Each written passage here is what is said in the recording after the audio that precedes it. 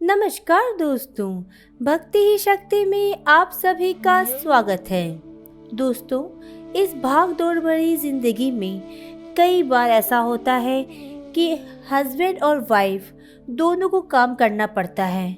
इसके चलते कई बार ऐसा होता है कि हम काम वाली वाई रख लेते हैं और वो खाना बनाती है, वो रोटी पकाती है।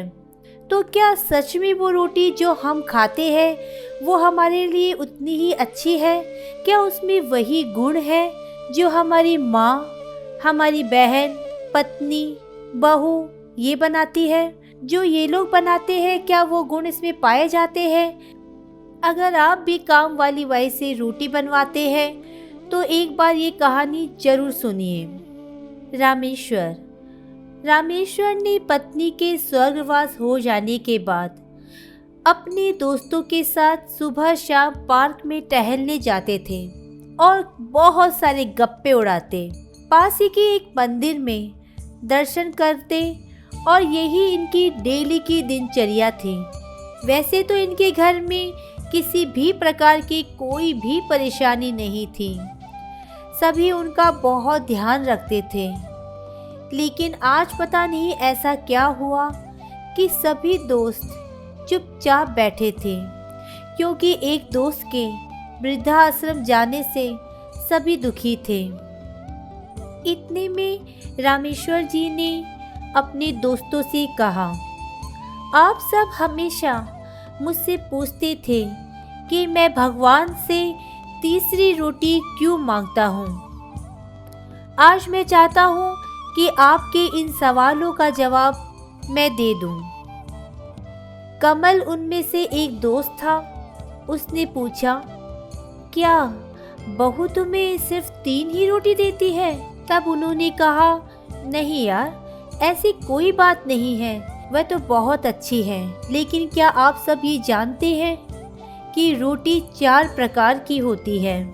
सभी दोस्त उत्सुकता से उनके पास देखने लगे और पूछे, जरा हमें भी बताओ, ये 4 रोटी जो तुम बता रहे हो वो किन किन प्रकार की और कैसी होती है?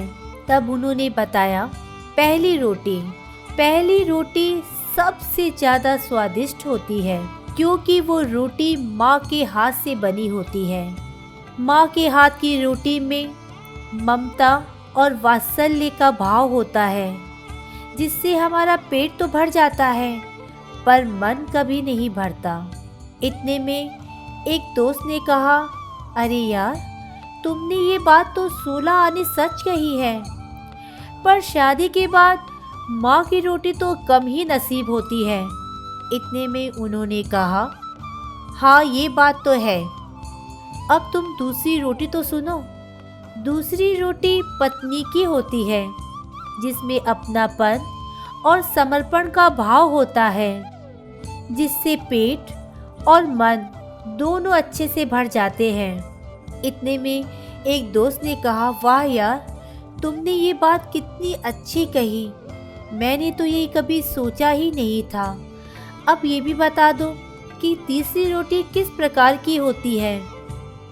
उन्होंने कहा, तीसरी रोटी बहू की होती है, जिसमें सिर्फ कर्तव्य का भाव होता है, जो कुछ स्वाद भी देती है और पेट भी भर देती है और वृद्धाश्रम की परेशानियों से भी बचाती है।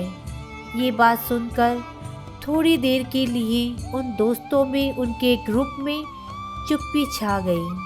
इतने में एक दोस्त ने अपना मौन तोड़ते हुए पूछा, अरे यार, ये तो बताओ कि चौथी रोटी कौन सी होती है?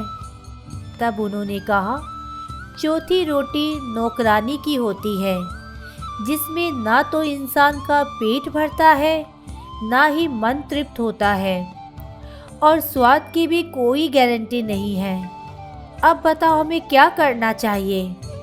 इतने में दोस्तों ने पूछा, तो फिर हमें क्या करना चाहिए, ये तो बताओ। तब रामेश्वर जी ने कहा, माँ की हमेशा सेवा करो, माँ की हमेशा पूजा करो, पत्नी को सबसे अच्छा दोस्त बनाकर सुखमय जीवन जियो, बहू को अपनी बेटी समझो और छोटी मोटी गलतियों को नज़रअंदाज कर दो। बहू खुश रहेगी तो बेटा भी आपका पूरा ध्यान रखेगा। यदि हालात चौथी रोटी तक ले आए तो भगवान का शुक्र करो कि उसने हमें जिंदा रखा हुआ है। अब स्वाद पर ध्यान मत दो, केवल जीने के लिए बहुत कम खाओ ताकि आराम से बुढ़ापा कट जाए। इतने में बड़ी खामोशी से सारे दोस्त मन ही मन सोच रहे थे कि सच में यार हम कितने खुशकिस्मत हैं। आज की वीडियो में बस इतना ही। अगर आपने मुझे अब तक सब्सक्राइब नहीं किया है तो सब्सक्राइब जरूर करें, कमेंट और लाइक करना ना भूलें। इसी कामना के साथ कि आप हमेशा खुश रहें, स्वस्थ रहें। नमस्कार।